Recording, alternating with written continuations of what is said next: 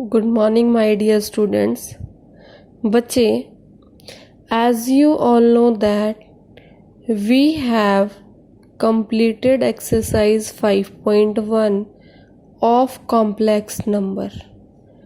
In that, we have learnt about how to find modulus, how to find multiplicative inverse, how to find x and y value if two complex numbers are given equal, and we have learnt about various algebraic properties of complex numbers.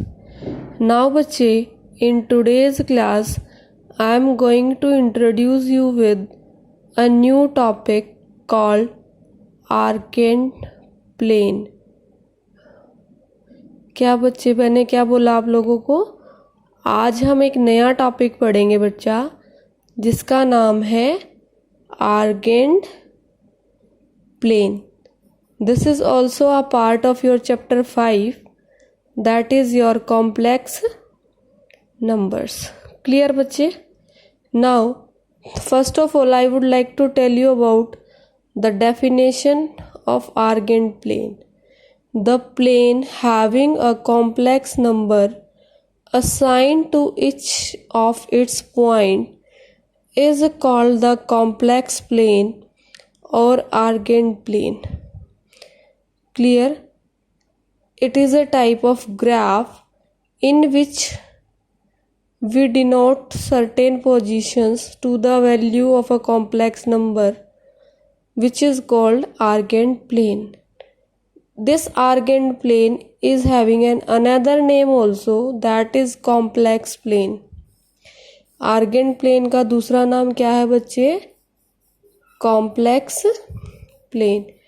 complex plane is the another name of argand plane. Now next is, there are some examples of complex numbers like 2 plus 4 iota, -2 plus 3 iota, 0 plus iota, 2 plus 0 iota, -5 minus 2 iota, and 1 minus 2 iota. Beta, these all values are having a and b values. So over here a is 2, b is 4. So I have denoted this 2 and 4 as a particular point, that is 2, 4. This is in this one a is -2, b is 3. So I have written here a and b in the form of -2 and 3. From here बच्चे, a is 0, b is 1. So 0 and 1. In this a is 2, b is 0. So 2, 0. And over here बच्चे, a is -5 and b is -2. So I have written as -5 -2. And बच्चे, in the last one it is a is 1 and b is -2. So I have written as 1, -2. Means when this is the general form of any complex number. When any complex number is given to me like this form, clear बच्चे, like this form it is been given, then here बच्चे, your a will be is equal to 3 and your b will be is equal to 2. So graphically I will denote in the form of 3, 2. This will be represented in the graph form like 3, 2. Clear बच्चे? So these all points, these all complex number whose points in form of plane are these, are represented in this graph as points A, B, C, D, E and F. Clear बच्चे? They are represented in this graph in the points A, B, C, D, E and F respectively in the figure. Now I will tell you how to plot this 2 and 4. Beta, from this x-axis is 2, over here 4 is this point. So this is denoted as A point, that is 2, 4. Now this minus 2 and 3. Minus 2x is over here, so we will move till 3. So we will get B at these point. Then is 0 and 1. Then bache, at this point it is 0. X is 0, so when I will move up, this will be the C point. Then is D point bacha. D is your 2, 0. Means x is 2, y is 0. So this is the point where x value is 2 and y is 0. Then is your E point. And E point bache, it is x is minus 5 and y is minus 2. So this is your minus 5 and over here it is minus 2. So the both will be meeting. And this point I will get as your E point. E is equal to minus 5 comma minus 2. Next is your F point. F is your 1 comma minus 2. So this is your 1, x is 1 and it is your minus 2. When they will meet, they will come at this point. So this will be denoted as your F, that is 1 comma minus 2. Clear bache? First of all, these are the complex numbers. Then we have represented that in the form of points in the xy form. Then in this graph we have plotted them all like A, B, C, D and F. कैसे किया बच्चे? अब मैं एक बार हिंदी में थोड़ा बताती हूँ. ये सारे आपके कॉम्प्लेक्स नंबर हैं. इन कॉम्प्लेक्स नंबर में जो आयोटा के साथ है उसकी वो बी की वैल्यू है और जो आयोटा के साथ नहीं है वो ए की वैल्यू है. तो बच्चा हमने ए की वैल्यू आगे और बी की वैल्यू पीछे करके इन सबको लिखा है ऐसे 2,4 minus 2,3 0,1 2,0 minus 5 minus 2 1 minus 2. ऐसे लिखने के बाद बच्चे हमने इनको ग्राफ में प्लॉट किया है और ग्राफ में प्लॉट करने के बाद हमें 6 पॉइंट्स मिले हैं, that is A point, B point, C point, D point, E point and F point. और ये जो प्लेन है जिसमें हमने बेटा कॉम्प्लेक्स नंबर्स को प्लॉट किया है, इस प्लेन को आर्गेंट प्लेन कहते हैं. क्या कहते हैं?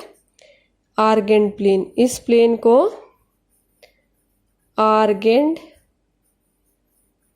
प्लेन कहते हैं या फिर इसको कॉम्प्लेक्स नंबर कहते हैं. इज इट क्लियर बेटा? Complex plane. ऐसा प्लेन, ऐसा एक्स वाई का ग्राफ जिसके अंदर हम कॉम्प्लेक्स नंबर को प्लॉट करते हैं, that is called Argand plane और it is called complex plane. Now बच्चे, in Argand plane the modulus of complex number, suppose now I am writing complex number in the form of x plus iota y, so my modulus will be under root of x square plus y square. This is called distance between two points and between the point and an origin. ये क्या होता बेटा? एक point का और origin से उस point का कितना डिस्टेंस है, कितनी दूर है वो पॉइंट, वो निकालने में हमारी हेल्प करता है मॉड्यूलस. कौन हेल्प करता है? मॉड्यूलस. एक बार यहाँ देखिए अच्छे से. सपोज ये एक ग्राफ बनाया मैंने और यहाँ पर वो पॉइंट है ए, तो ये ए पॉइंट इस 0 0 से कितनी दूर है? ये ए पॉइंट इस 0 0 से कितनी दूर है? This is called distance. This is called distance. और वो हम किसकी हेल्प से निकालते हैं? इसकी हेल्प से. Modulus of z is equal to under root of x square plus y square when we are taking complex number of this form. अगर हम कॉम्प्लेक्स नंबर इस फॉर्म का लेंगे, ए प्लस आयोटा बी तो हमारा मॉड्यूलस क्या होगा, under root of A square plus B square. ये कुछ नहीं है बच्चे, एक्स वाई भी वही बात है, ए और बी भी वही बात है। जो आयोटा के साथ है वो वाई, जो आयोटा के साथ है वो बी। अगर एक्स वाई में है तो वो वाई, और ए बी में है तो वो बी, और जो आयोटा के साथ नहीं है वो अलग है, दैट इज एक्स। ये डिपेंड करता बेटा, it depends how you are representing that. I think this Argand plane is clear to you all my students. Argand plane दोबारा मैं एक बार बता देती हूँ इसकी मेन पॉइंट्स। फर्स्ट, ये एक ऐसा प्लेन है जिसके अंदर कॉम्प्लेक्स नंबर को प्लॉट करते हैं। दूसरा, इसका दूसरा नाम है कॉम्प्लेक्स प्लेन। फिर बच्चा हमने ये बताया है इसको कैसे प्लॉट किया जाता है। देन इज योर डिस्टेंस, एक पॉइंट का और ओरिजिन का कितना डिस्टेंस होता है उसको किसकी हेल्प से निकालते हैं, मॉड्यूलस की हेल्प से। That is calculated with help of modulus. Now I am moving to your next topic. That topic is बच्चे, see over here very carefully, Argand plane. In Argand plane बच्चा x axis is called real axis, your y axis is called imaginary axis. ये आपको learn करना है, ये आपके exam में आ सकता है, आपके एमसीक्यू में आ सकता है, आपके क्लास टेस्ट में आ सकता है। What is the other name of x axis in Argand plane? X axis का आर्गेंट प्लेन में दूसरा नाम क्या होता है? That is real axis. क्या होता है? Real axis. ऐसे ही वाई एक्सिस का दूसरा नाम क्या होता है आर्गेंट प्लेन के अंदर? Imaginary axis. मैं कौन से प्लेन की बात कर रही हूँ? आर्गेंट प्लेन की। और आर्गेंट प्लेन का दूसरा नाम क्या होता है? Complex plane. क्लियर? क्लियर बच्चे? And this is the graph showing you the distance which I have explained you in the previous page also. Now let's move to the new topic. अब हम अगले टॉपिक की ओर move करते हैं, that is the representation of a complex number. Represent कैसे करते हैं complex number को? z is equal to x plus iota v हम इस फॉर्म में ले रहे हैं, and its conjugate z is equal to x minus iota y. बेटा कॉन्जुगेट मैंने आपको पहले ही बता रखा है। कॉन्जुगेट का मतलब होता है जो भी कॉम्प्लेक्स नंबर दे रखा हो, मान लो आपको कॉम्प्लेक्स नंबर ये दे रखा है, अगर आप इसके इमेजिनरी पार्ट का साइन बदल देते हैं, देखो जैसे मैंने बदला, यहाँ पे ये इमेजिनरी पार्ट है, इसका ये पॉजिटिव है, और मैंने इस पॉजिटिव को क्या बना दिया? नेगेटिव। मतलब मैंने क्या किया? मैंने इमेजिनरी पार्ट का नेगेटिव हटा दिया। तो बच्चे अब ये जो आया मेरा बन के, ये मेरा क्या है? कॉन्जुगेट। ऐसे डिनोट करते हैं बाहर से, इसको क्या कहते हैं? कॉन्जुगेट। तो बेटा जब हम आर्गेंट प्लेन में इस फॉर्म के नंबर्स हैं हमारे पास, तो ये तो हमारा पी पॉइंट हुआ बेटा, यहाँ से लिया मैंने जैसे समझाया था एक्स एंड वाई, और इसका जब हम लेंगे तो क्या आएगा? X and minus y. Clear है? तो क्यू पॉइंट हमारा एक्स एंड माइनस वाई हो गया। जब हम इन दोनों को ग्राफ में प्लॉट करेंगे हमें पता चलेगा, क्या बोल रही हूँ मैं? जब हम इन दोनों को ग्राफ में प्लॉट करेंगे तो हमें पता चलेगा कि बेटा हमारे जो पॉइंट्स हैं वो पी और क्यू जो पॉइंट्स हैं वो एक दूसरे की मिरर इमेज है। वेरी इंपॉर्टेंट पॉइंट, वो एक दूसरे की मिरर इमेज है। इज इट क्लियर माय बच्चे? वो एक दूसरे की मिरर इमेज है। Clear? Okay, now I am moving to your next, that is your exercise, and this exercise is saying exercise 5.2, find the modulus of each complex numbers, that is your z is equal to -1 minus iota root 3। अब इसमें सबसे पहले बच्चा हम क्या करेंगे? सबसे पहले हम वैल्यू लिखेंगे, a की वैल्यू दैट इज -1, b की वैल्यू दैट इज √3, उसके बाद हम लिखेंगे formula modulus of z is equal to under root of A square plus B square.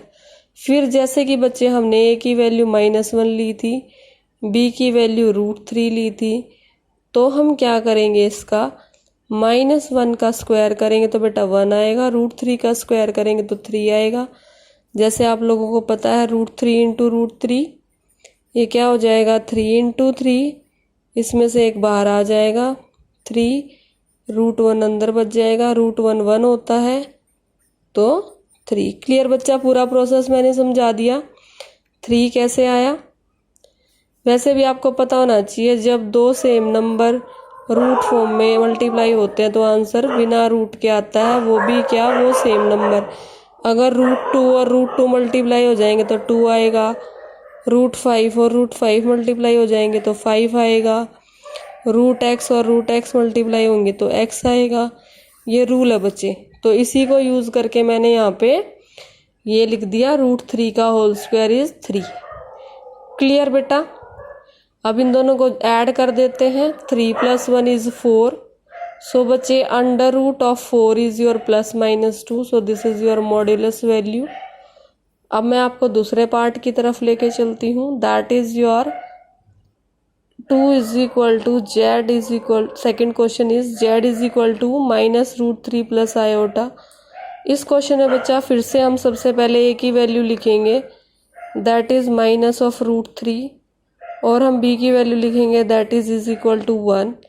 सो बच्चे आपका मॉड्यूलस की वैल्यू क्या आएगी, under root of A square plus B square, that is again under root of -√3 whole square plus 1, it will give you 3 + 1 and 4, then is +-2।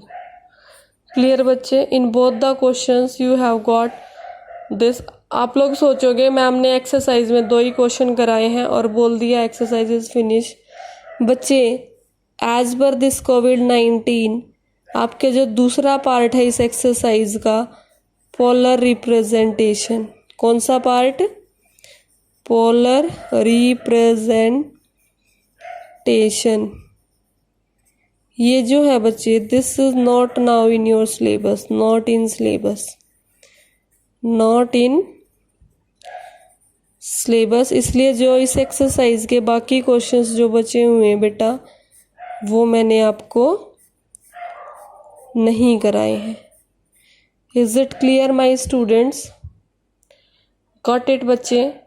Now I am moving to make you introduce about the next topic of your class.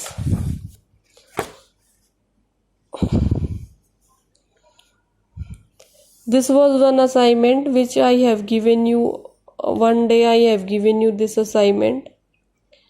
I think you all have understood about this assignment. Once again I am reading all the questions of this assignment and try to give you a little of hint. First question is, what is the value of z plus minus of z? बेटा ये दोनों आपस में plus minus होके cancel हो जाएंगे तो 0 आ जाएगा। Then what, find the modulus of this. अभी अभी आपको बताया आपको इसका मॉड्यूलस निकालना है। कौन सा फॉर्मूला यूज करेंगे, mod of z is equal to under root of A square plus B square. Then is your बेटा मल्टीप्लिकेटिव इन्वर्स आपको निकालना। मल्टीप्लिकेटिव इन्वर्स को ऐसे लिखते हैं z⁻1 that is equal to 1/z। अब बेटा ये है आपका find the value of i⁻49 plus i⁻68 i⁻89 ये सिंपल है, आपको ये वैल्यू निकालना आता है। इसको यूज करके आप सारी वैल्यूज निकाल लेंगे। इसी के बेस पे आप ये क्वेश्चन शो कर सकते हैं। ये 6 क्वेश्चन बहुत इंपॉर्टेंट है, आपको बड़े अच्छे से करना है। 7th क्वेश्चन, इसमें हल्की सी हिंट क्या थी बच्चे, जो ये नेगेटिव है आप इसको ऐसे ले सकते हैं फॉर आयोटा, और ये जो नेगेटिव ऑफ √9 है इसको आप लिख सकते हैं 3 आयोटा, क्योंकि 9 का रूट हो गया 3 और -1 का रूट हो गया आयोटा। कैसे आया बेटा, मैं दोबारा बताऊं एक बार, देखो -16, इसको हम कैसे लिखते हैं -1 × 16 -1 का रूट क्या हुआ आयोटा, और 16 का क्या हो गया 4, तो ये क्या आ गया हमारा 4 आयोटा। क्लियर बच्चे।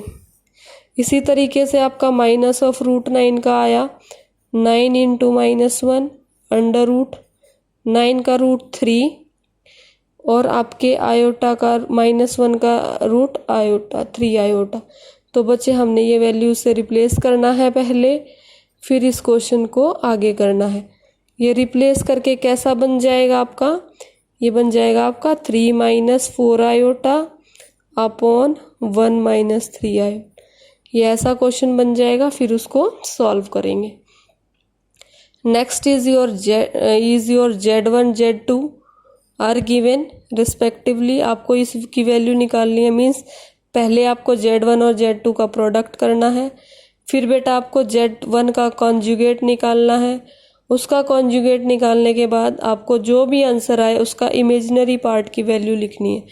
कौन से पार्ट की वैल्यू लिखनी है, इमेजिनरी पार्ट की वैल्यू लिखनी है। आप देखिए बेटा 1 - आयोटा इंटू दिस, ये तो आपका क्वेश्चन हो गया। और कॉन्जुगेट क्या होगा, इसका साइन बदल जाएगा, दैट इज 1 + आयोटा। फिर आपको क्वेश्चन नंबर 9 में क्या करना है, find the value of x and y for this 1 + iota into Y whole square plus 6 into iota. Simple है, पहले कैलकुलेशंस करनी है सारी, बाद में इजीली एक पार्ट x पार्ट के इक्वल रियल पार्ट हो जाएगा, और y की वैल्यू निकालने के लिए इमेजिनरी पार्ट को इमेजिनरी पार्ट से इक्वल कर देंगे। क्लियर है बच्चे। ये मैंने आपको सबसे पहले सिखाया था ये क्वेश्चन, मैं एक बार दिखा देती हूँ आपको मैंने कहाँ सिखाया था, थोड़ा ध्यान से देखना एक बार। बिल्कुल स्टार्टिंग में सिखाया था इक्वेलिटी वाला। ये देखिए अच्छे से एग्जाम्पल 1 में मैंने आपको सिखाया था इक्वेलिटी ऑफ 2 कॉम्प्लेक्स नंबर्स हमने कैसे निकाली हुई है।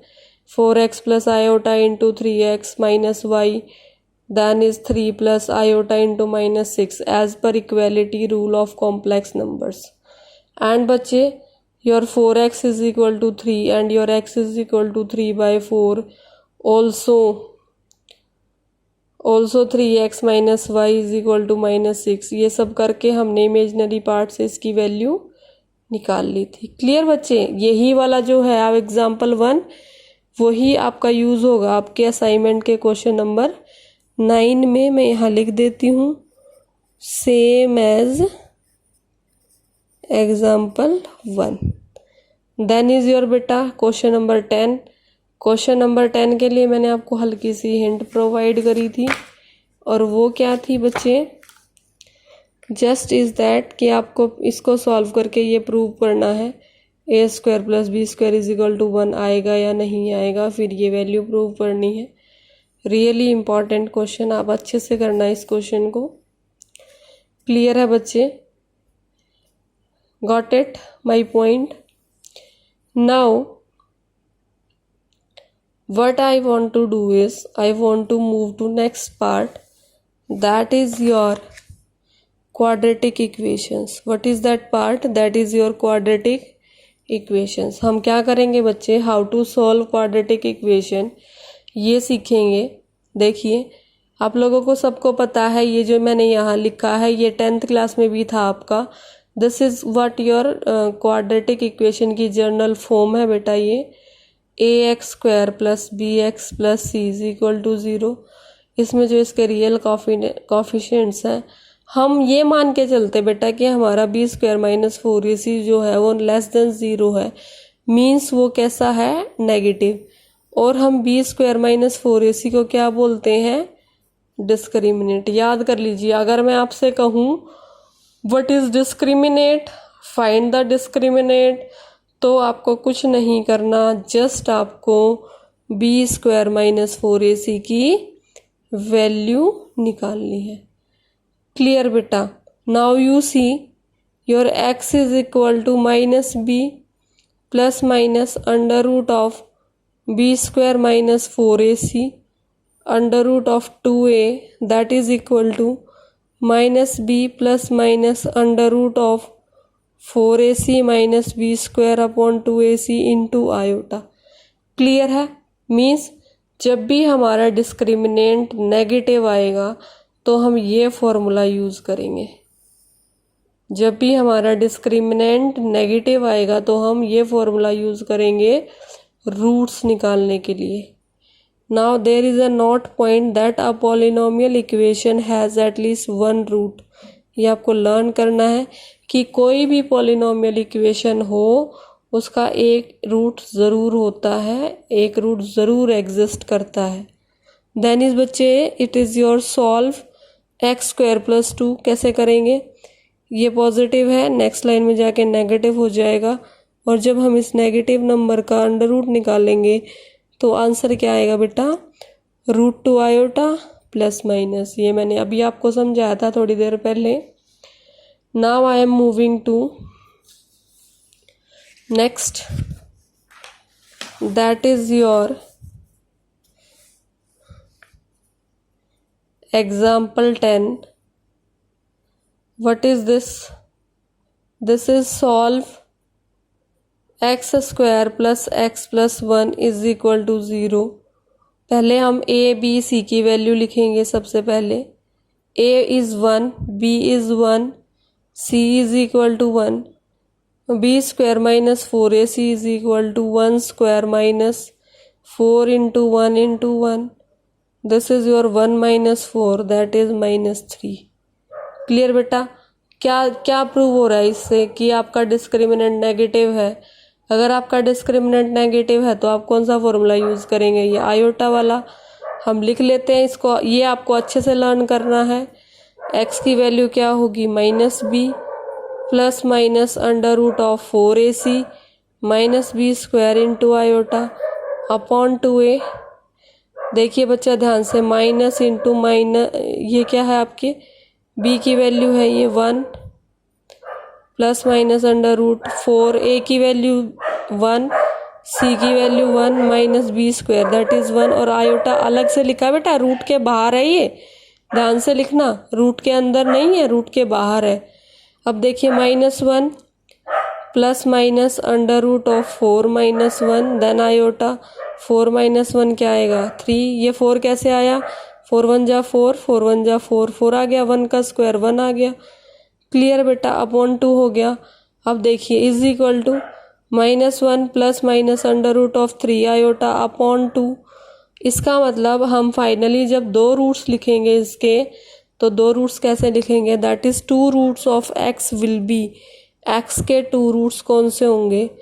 x1 is equal to -1 plus √3 iota upon 2 and your x2 will be -1 minus √3 iota upon 2। Clear बच्चे? Clear my dear students how it is been calculated? Now I am moving to next part, that is your question number 11। थोड़ा ध्यान से देखिएगा इसको, थोड़ा root वाला question है। This is your general question that is √5x square plus x plus √5। ये आपका क्वेश्चन है बच्चे। जब मैं इस क्वेश्चन को, देखिए ध्यान से थोड़ा सा, जब मैं इस क्वेश्चन को जर्नल फॉर्म से मैच करती हूँ, ax square plus bx plus c is equal to 0, जब मैं इस जर्नल फॉर्म के इस नीचे इस क्वेश्चन को लिखती हूँ तो बेटा देखिए ध्यान से, a की वैल्यू क्या आती है? 5, b की वैल्यू कुछ नहीं है मतलब 1, और c की वैल्यू क्या आती है? √5। इसका x स्क्वायर छोड़ देंगे क्योंकि दोनों में हमें नहीं लेना, a की वैल्यू √5 आ जाएगी। इसका x छोड़ देंगे, हमें b की वैल्यू क्या बच जाएगी? 1। ये ऑलवेज कांस्टेंट टर्म है तो √5 हो जाएगी। तो बच्चे आपके लिए सबसे पहले ज़रूरी है कि आप a b c की वैल्यू लिखें, वो भी अच्छे से। अगर आप उन वैल्यूज़ को ही गलत लिख दोगे तो आपका क्वेश्चन गलत हो जाएगा। तो मेरी बात अच्छे से समझ लीजिए, सबसे पहले a b c की वैल्यू लिखनी है और वो भी ध्यान से इस जर्नल इक्वेशन से मैच करके।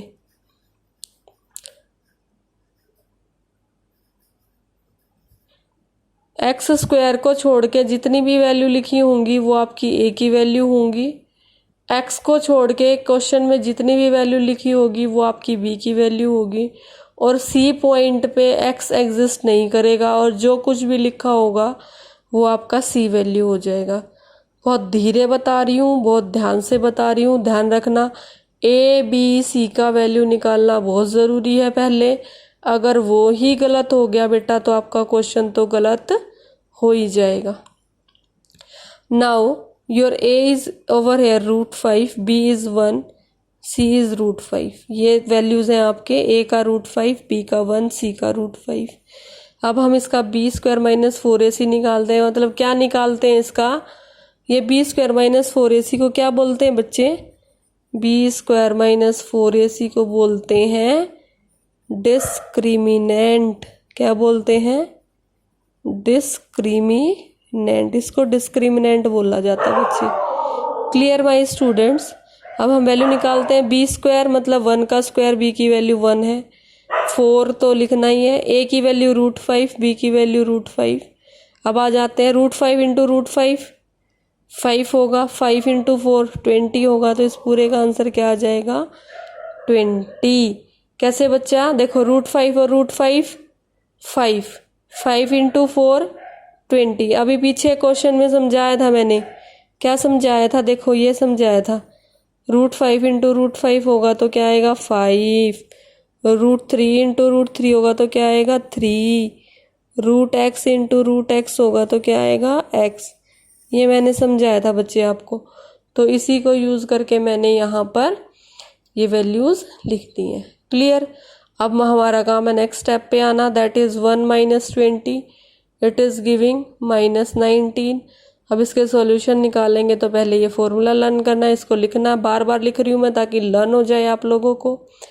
-b ± √4ac -b² iota upon 2a। अब इसको देखो बेटा, 1 ± √4 √5 -1² इंटू आयोटा। आयोटा फिर से बोल रही हूँ बाहर लिखा है, इस रूट साइन से अलग है, आयोटा इसके अंदर नहीं है। और a की वैल्यू क्या आई बेटा आपकी 2√5, 2 तो ऑलरेडी था क्वेश्चन में, तो a की वैल्यू होगी √5, तो 2a का क्या हो गया आपका 2√5। अब देखो -1 प्लस माइनस, इसको सॉल्व करेंगे तो 20 - 1 आएगा, और नेक्स्ट स्टेप में ये क्या हो जाएगा -1 plus minus √19 upon 2√5 iota.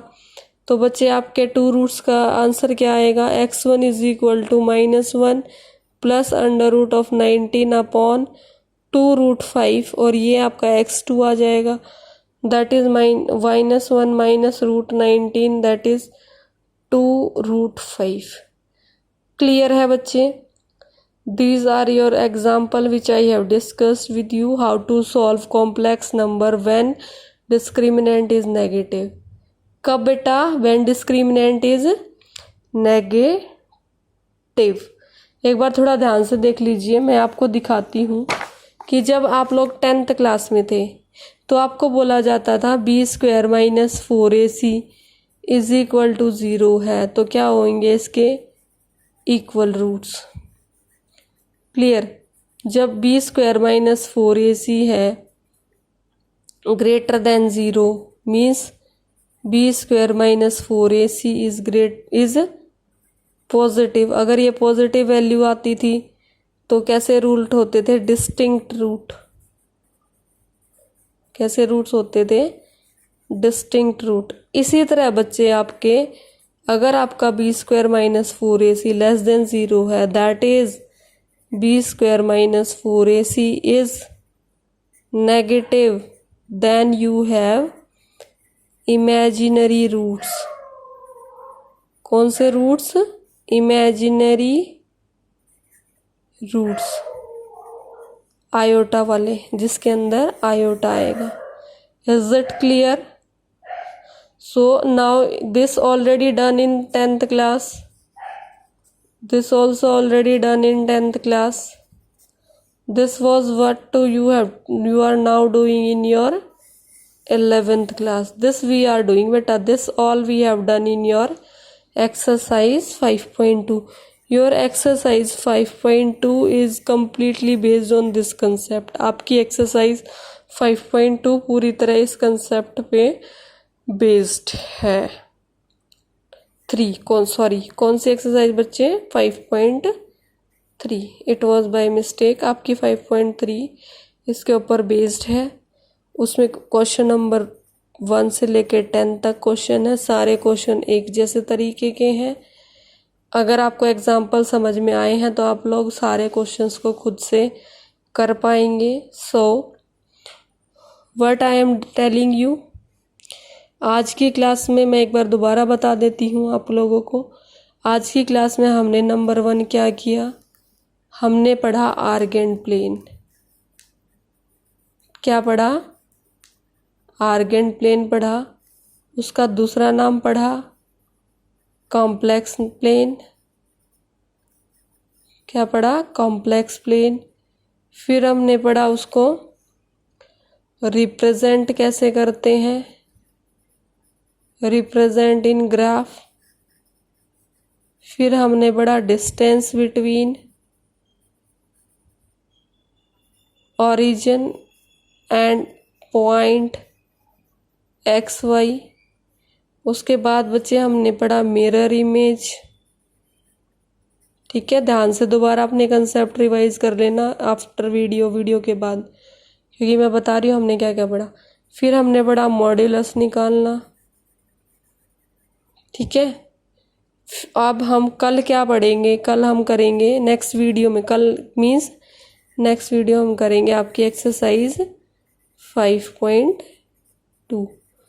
Clear बच्चे? मैं एक बार फिर से दिखा देती हूँ आज हमने सारा क्या किया है। एक बार मैं दोबारा रिवाइज करा देती हूँ आपको। देखिए, हमने यहाँ से स्टार्ट किया था। इसमें मैंने आपको क्या बताया था? आर्गेंट प्लेन बताया था, उसका अदर नेम बताया था। फिर बताया था इन पॉइंट्स को मैंने ऐसे कैसे लिखा, ए बी की फॉर्म में, और फिर उनको एक्स वाई प्लॉट किया। सारे पॉइंट्स, जो पॉइंट्स यहाँ से निकाले उनको ए बी फॉर्म में रिप्रेजेंट किया, एक्स वाई फॉर्म में रिप्रेजेंट किया। उसके बाद उनको ग्राफ में प्लॉट किया और आपको एक प्रोसेस बताया यहाँ। उसके बाद आप लोगों को बताया मॉड्यूलस कैसे निकालते हैं। दोनों ही फॉर्मूले ठीक हैं बेटा, ये फॉर्मूला भी और ये फॉर्मूला भी, दोनों ही ठीक है। उसके बाद आपको बताया कि डिस्टेंस बिटवीन पॉइंट, किसी भी पॉइंट का डिस्टेंस बिटवीन निकालते हैं तो उसके लिए ये फॉर्मूला यूज़ करते हैं और उसको बोलते हैं मॉड्यूलस ऑफ कॉम्प्लेक्स नंबर। क्या बोलते हैं उसे? Modulus of complex number. उसके बाद बच्चे मैंने आपको बताया कि आर्गेंट प्लेन का एक्स एक्सिस में दूसरा नाम क्या होता है? Real axis. और आर्गेंट प्लेन का वाई एक्सिस का दूसरा नाम क्या होता है? Imaginary axis. फिर बेटा मैंने आपको बताया इस पॉइंट को और इस पॉइंट को निकालते हैं तो इसको, इस पूरे को बोलते हैं डिस्टेंस। फिर मैंने आपको बताया कॉन्जुगेट को और कॉम्प्लेक्स नंबर को, किसी भी कॉम्प्लेक्स नंबर को और उसके कॉन्जुगेट को जब हम रिप्रेजेंट करते हैं तो वो दोनों एक दूसरे की क्या होते हैं? Mirror image. यहाँ पर ये क्या है? कॉम्प्लेक्स नंबर के पॉइंट्स। ये क्या है? उसके कॉन्जुगेट के पॉइंट्स। क्लियर बच्चे? ये एक दूसरे को क्या लिख रहे हैं? मिरर इमेज जैसे लग रहे हैं। देन इस बच्चे मैंने आपको कराई ये एक्सरसाइज 5.2 के 2 questions, how to find mod. फिर मैंने आपको ये बेसिक तरीका बताया। उसके बाद मैंने आपको बताया पोलर रिप्रेजेंटेशन अब आपके सिलेबस में नहीं है। फिर बच्चा मैंने आपको बताया ये असाइनमेंट मैंने आपसे डिस्कस किया था, इसके मेन पॉइंट्स, मेन फीचर्स आपको बताए थे। Then I have told you about quadratic equations. मैंने ये बताया कि अगर डिस्क्रीमेंट की वैल्यू नेगेटिव होती है तो हम श्रीधर के फॉर्मूले के हिसाब से ये फॉर्मूला डिराइव करते हैं और उसके बाद बच्चे इसी को यूज़ करते हैं क्या निकालने में? Roots of the complex number, जहाँ पर हमारे ऐसी क्वाड्रेटिक इक्वेशंस के रूट्स हम निकालते हैं बेटा जिसका आंसर कॉम्प्लेक्स नंबर की फॉर्म में आता है, जिसका आंसर कॉम्प्लेक्स नंबर की फॉर्म में आता है, मीन्स इमेजिनरी फॉर्म में आता है। क्लियर? फिर मैंने आपको ये बताया कि कोई भी पॉलिनोमियल इक्वेशन हो उसका कम से कम एक रूट तो होता ही है। फिर बेटा मैंने आपको एग्जाम्पल 9 समझाया हो सकता है आपको अच्छे से समझ आ गया हो। फिर मैंने आपको ये भी बताया कि बी स्क्वायर माइनस 4ac को डिस्क्रिमिनेंट कहते हैं। क्या कहते हैं? डिस्क्रिमिनेंट। फिर बच्चे मैंने आपको बताया एग्जाम्पल नंबर 10 और मैंने बताया आपको एग्जाम्पल नंबर 11 और फिर उसके बाद मैंने आपको बताया कि हम कल की क्लास में क्या करेंगे। तो आपका होमवर्क है ये। क्या है होमवर्क? बता दें होमवर्क? बेटा आपका होमवर्क है try to do exercise 5.3 and complete notebook till exercise 5.2. This is your homework. Thank you and have a nice day.